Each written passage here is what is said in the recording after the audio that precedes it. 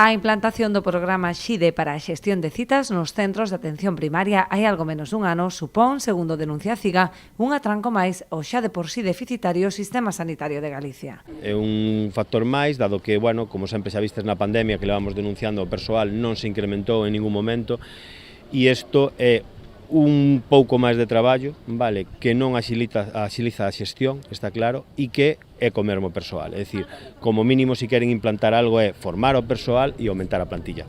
Repercute especialmente nos traballadores, sobre todo no persoal de servizos xerais, chegando a poñer en risco a súa seguridade xurídica. Pero tamén sobre os pacientes, non só no que respecta a vulneración da súa intimidade, senón implicando tamén un maior retraso nos tempos de atención. O propio traballador está cubrindo un programa e está metendo unhos datos que moitas veces incluso ten que falsear para poder ser atendido o paciente.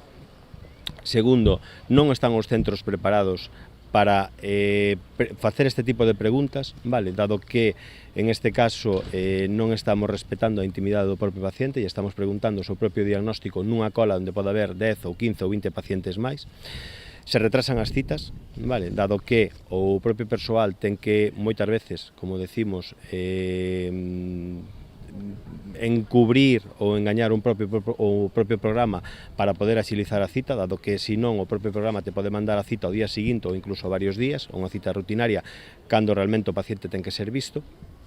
E se retrasan tamén no que son as colas, dado que o propio traballador ten que estar facendo X preguntas, vale, e fai que os usuarios que veñen a pedir citas ao centro de saúde estén en colas cada vez máis longas, vale.